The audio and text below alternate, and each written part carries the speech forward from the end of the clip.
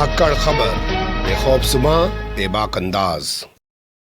धाकड़ खबर के न्यूज़ से मैं आपके साथ हूं अकरम रईस खान। यूं ही नहीं, कल प्रधानमंत्री नरेंद्र मोदी ने भोंपू मीडिया के दलाल चाटुकार दंगाई बल्कि अब तो ईमानदार होने के साथ साथ संस्कारी और सच्चे बन चुके पत्रकारों को जी समिट, जी हां G20 समिट के प्रोग्राम से बाहर निकलवाया था। कल से इस बात को लेकर हंगामा मचा हुआ था, लेकिन अब कुछ ऐसे वीडियो सामने आ गए हैं जिसके बाद लोग कह रहे हैं कि भोंपू मीडिया के दलाल चाटुकार दंगाई पत्रकारों ने ही बता दिया है कि उनकी औकात क्या रह गई है। वो लोग सिर्फ तलवे छोड़कर कुछ और चाटने लायक ही रह गए हैं। इसलिए प्रधानमंत्री नरेंद्र मोदी ने उनको G20 समिट के प्रोग्राम से बाहर खदेड़वा दिया था।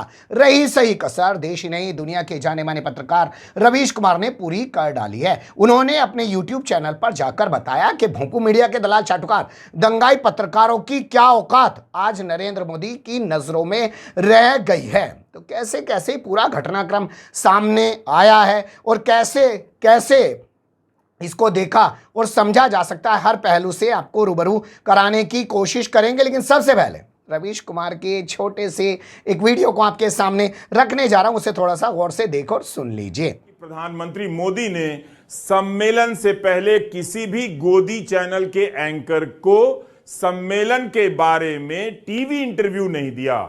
उन्हें भी पता चल गया होगा शायद कि कूटनीति इनके बस की बात नहीं है।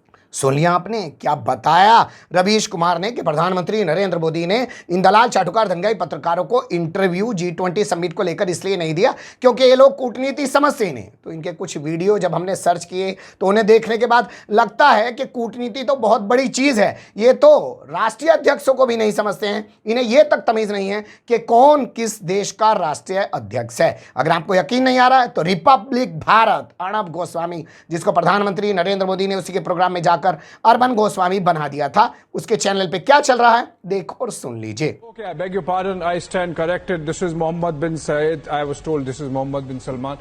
This is Mohammed bin Zayed of the United Arab Emirates. And in a while, I believe we would have Mohammed bin Salman as well. This is UAE is a special invitee nation, and Shawan UAE President Mohammed bin Zayed Al Nahyan.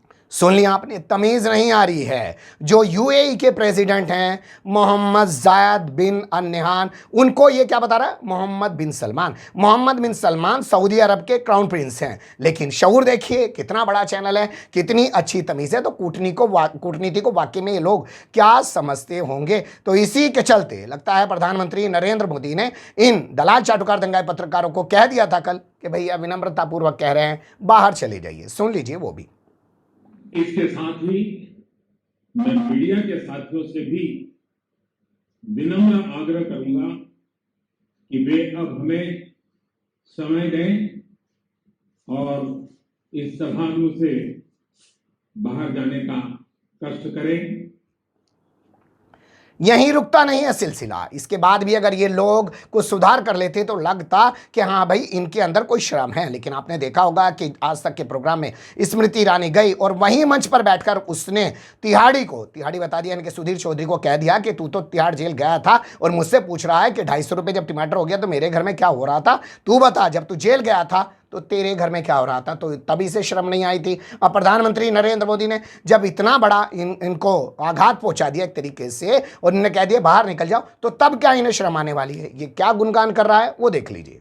Bharat Mandapam में G20 के राष्ट्र अध्यक्षों का स्वागत करने के लिए जिस स्थान पर प्रधानमंत्री मोदी खड़े थे उसके पीछे ये कोणार्क चक्र की एक विशाल प्रतिकृति बनी हुई थी, जो भारत की हजारों वर्षों पुरानी संस्कृति के वैभव का परिचय पूरी दुनिया से करा रही थी, हमारे विज्ञान का परिचय पूरी दुनिया को करा रही थी।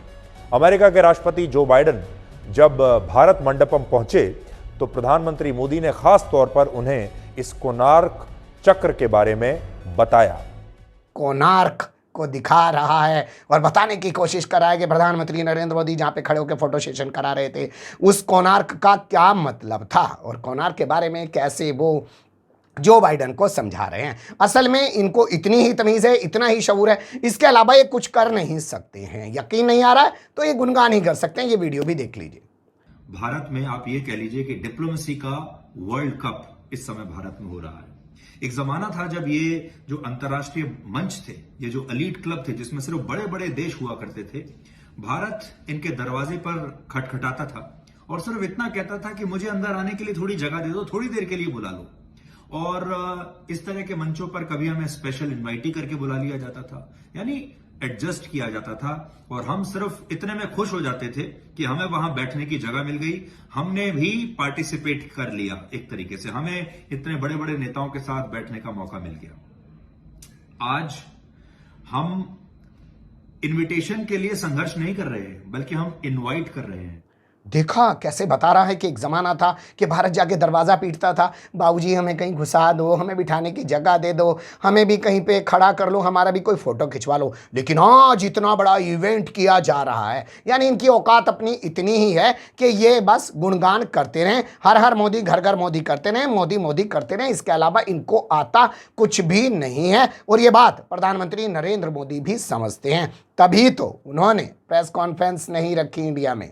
एक तरफ जहां गोदी मीडिया के कारण भारत की नाक कट रही है, वहीं दूसरी तरफ प्रेस को लेकर भारत सरकार के रवैये से भी बदनामी हो रही है। आप सीएनएन की इस हेडलाइन को देखिए, White House says India rebuffed request for more press access ahead of G20 summit. CNN ने लिखा है कि राष्ट्रपति जो बाइडेन के साथ जो पत्रकार यात्रा कर रहे हैं, उन्हें सवाल पूछने का मौका नहीं मिलेगा जब 8 सितंबर की शाम जो बाइडेन और प्रधानमंत्री मोदी उनके आवास पर मिलेंगे। व्हाइट हाउस ने भारतीय अधिकारियों से इसके बारे में कई बार पूछा, मगर प्रेस को इजाजत नहीं मिली। आपको सही में लगता है कि इस तरह की हेडलाइन के पीछे भारत सरकार जिम्मेदार नहीं? आखिर किस सवाल से बचने के लिए यह सब किया जाता है और भारत की साख दांव पर लगा दी जाती है? इसी जून में जब प्रधानमंत्री मोदी अमेरिका के दौरे पर गए थे, तब सवाल पूछने को लेकर कितना बवाल हुआ। क्या यह शर्म की बात नहीं कि व्हाइट हाउस के प्रेस सचिव ने यह कहा है कि अगर भारत में बाइडेन प्रेस कॉन्फ्रेंस करते तो अकेले करते, जो अजीब लगता, इसलिए अब वे वियतनाम में प्रेस कॉन्फ्रेंस करेंगे क्योंकि वहां प्रेस कॉन्फ्रेंस करना आसान होगा।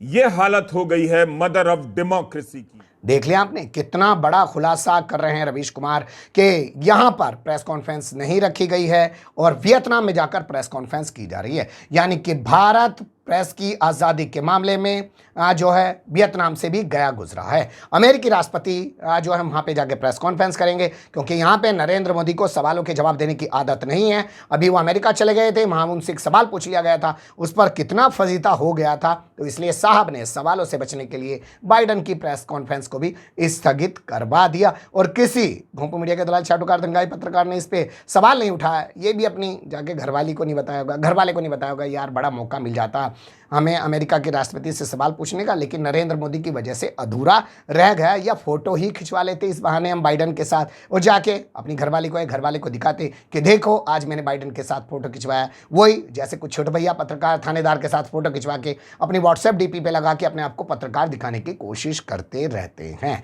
तो ये एक वजह थी कि इन लोगों को क्यों बाहर निकलवाया गया और इन लोगों को क्यों इंटरव्यू नहीं दिया गया, और ये लोग अभी भी क्या दल्लागिरी कर रहे हैं आपके सामने रख दिया। अच्छी बुरी जो भी लगी हो कमेंट्स के रूप में आप लोग अपनी राय दे सकते हैं।